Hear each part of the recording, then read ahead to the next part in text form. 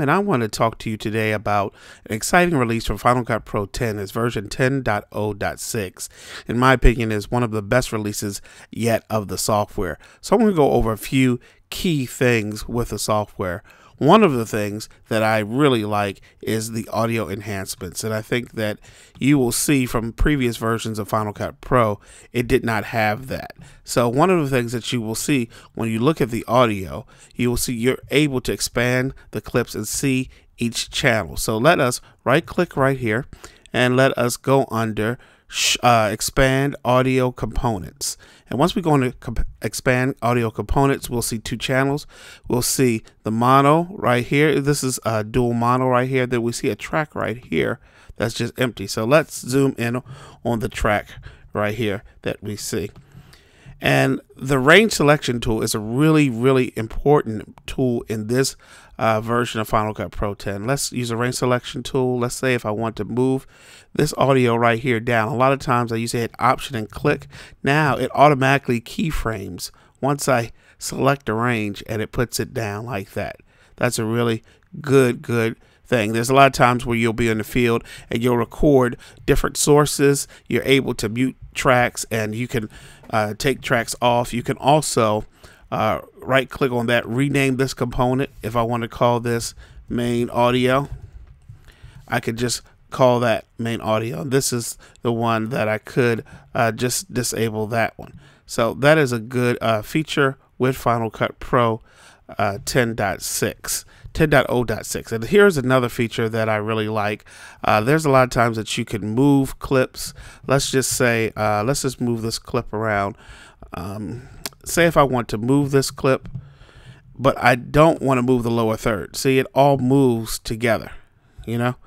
Now I can hit the Grav key, and this right here, I can move it and the lower third stays the same. Same guy, I just want to move him over if I hold that key. And it keeps that lower third and everything else right there.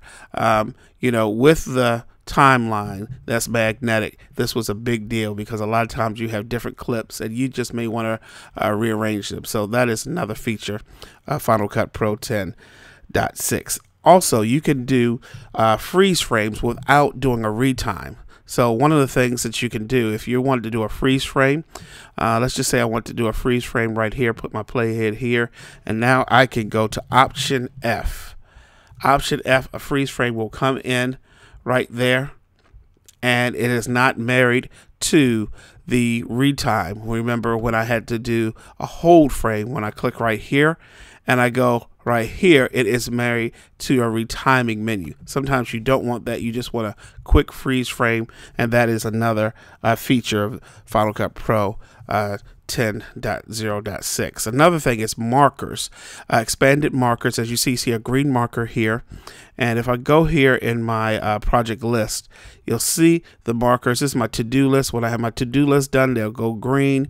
Also, you have chapter markers, and then you have chapter markers. You have regular markers, chapter markers for DVD. So if I put a marker here for QuickTime, I hit M again, I have the option of putting a chapter marker there. So if I want to, and if I'm burning DVDs, which most likely will be going away in the next 5-10 years, but you can also add those, and they work for QuickTime movies, for reference movies, or for iTunes if you're doing something in a chapter, and the metadata, they will work out for you as well. Another thing, if you look at Final Cut Pro, you will see that this button right here, there used to be an I button right here for the inspector, has been replaced by this button and this button, show share destination. So I'm going to go right here, the inspector button, just where you can see everything, and that's just new.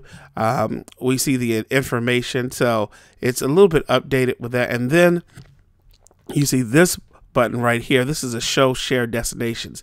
I have put my Vimeo account, my YouTube account in here, and you also see Facebook, Apple devices, and you can add destinations just like that. All right.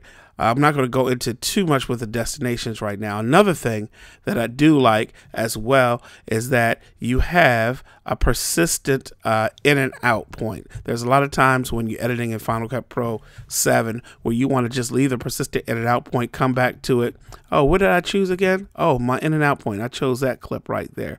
So that is a good thing. And if I click right here, I can share that event. If I want to just share that that event, I could do that instead of putting that in the primary storyline, and it automatically has the metadata that's given with in the clip already as the title and everything like that. So that is all there. That's pretty good, because sometimes, believe it or not, you just want to share some raw footage. You know what? You don't want to put it in the primary storyline. You just want to show a client, hey, this is how it looks in a raw format, and I put it on Vimeo or YouTube as an unlisted video.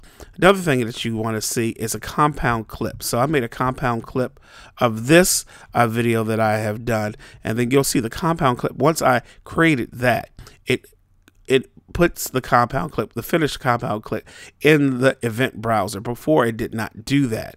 So you can have compound clips. Like I said, I can make another compound clip with all of these elements, and that would show up, and you can use this in other projects and things of that nature. A really important thing that I think a lot of people want is the dual viewer. So you can also, if you go under Window, and if you go under Viewer Display, Event Viewer, you can show your second viewer. So let's look at the second viewer, and I think the keyboard shortcut is Command Shift 3, Command Control 3. There we go. Command Control 3. So I can see everything. It's like you're programming your source monitor view right here with Final Cut Pro 10. So you can actually see what's going on here. And it does take up a lot of real estate. I must say, I'm on a MacBook Pro. But if you have a second display, you can show this in the second display, these windows in the second display. And I think that's really, really good. I think that's a long time coming, because there's some times that you want to match action shots, and you want to show scope. So also what you can do with this, you can show scopes. So let us look at the video scopes right here. Let's see, show video scopes. Then I put this video scopes down here. You could vertical layout, or you can have them like that. I like the vertical layout. So go into settings and go into vertical layout. And if I want to show video scopes here, show video scopes, and you can go right there and they update in real time. The button that was here, this was the there was a play around button, if you remember. I was looking for that the other day, and that is now under playback, and then loop playback. You know, you could loop playback, play around. And one other thing that you can do, let's just say the range selection tool. If you click here, and then if I'm making edits, let's just double click in here. Alrighty, let's double click here. Alrighty, let's say we're making edits here with the range selection tool. Alrighty, and let's just take the scopes off here. Hide video scopes, and let's hide video scopes there. And then let's go Command Control 3, and let's get rid of that real quick. And what you can do, you can make adjustments while playing around. So if I hit playback and I hit loop playback, that is Command L, I can let's make adjustments on the fly. So if I want to make color adjustments, or if I want to do some other things while it's playing, while it's looping the playback, I could continue to work in Final Cut Pro. So let's continue to work in it. Let's make some adjustments. Let's add another color correction right here to it, and let's just see what happens while it's playing back in real time. So you see that, of course, it's going to depend on your RAM and how fast your machine is, but you see how it's looping playback while you are making corrections. And that is, sometimes you want to get real-time feedback instead of just seeing one part. And there I am, I'm making the corrections while it's looping playback. So I'm going to hit Command L. Also, what I want to say is the import tool has been really streamlined. So if you go Command I, that is a file import. It used to be when you go, it defaults to that FaceTime camera all of the time. Now it goes to a hard drive. You can also drag your favorites up to this area. So I'm going to drag one of my favorites up, and so I'm going to go under mine, and then I'm just going to go under movies, and I'm going to right click and add to favorites, and there it is, movies right there. So I added that to favorites by doing that.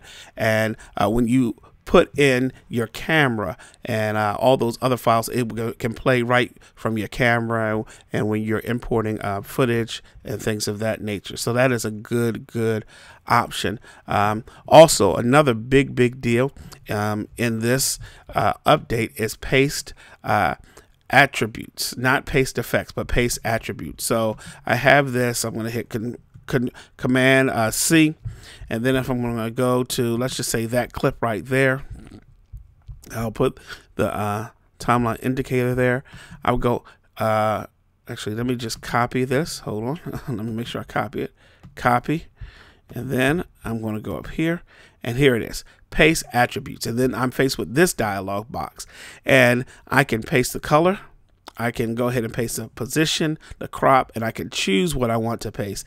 Final Cut Pro 7 users will really be excited about this, and I think this is a great feature, especially when you are doing when you are pasting attributes. And sometimes you just want to paste the effects, but sometimes you want to paste a rotation, you want to paste a position, or something else like that. So I think that is a good idea. And you can keep on, it's layered. So if I want to do some other stuff, I can add to it with a pasting of attributes. So you also have MXF support, red support, exporting in the background. That's another thing. The share monitor is gone, so you want to just export in the background. So if I'm exporting this, you would just hit Command 9, and you will see the sharing monitor is is embraced right here in the backgrounds task, and I think that's very good. Wow. So I just went over a lot of different things real quick, and it's so many things. Renaming clips, another thing. You see how I call these clips different names. I clicked here, and you can rename your clips on the storyline, lift from storyline, so many things. And let's call this Gram 3. Metadata is is updated. I think this is such a good and a solid update for Final Cut Pro 10. Pro users will be really happy about this and all of the things that this can bring. And I didn't even go over drop shadows yet. So what it can do with footage, putting drop shadows on things. So let's say if we're coming over here, let's say if we want a drop shadow on this or the footage, you can go under the effects and hit drop shadows. It's so many things, from the dual screens to the exporting in the background, favorites, importing, ring selection is very important, audio components, you name it. This is a very good update for Final Cut Pro 10, and I think that pros will be coming back to this slowly but surely. It is a different way to edit, but I think it's one of the things that Apple listens to clients and listens to the pro users. I didn't even get into blading multiple clips or even creating batches and other stuff in when you're doing a share export and exporting bundles and things like that. So many more things and keywords and tokens. And I just want you to stay tuned as I'm going to be doing some Final Cut Pro 10 first look trainings here in the future. Thanks so much, and we'll see you soon.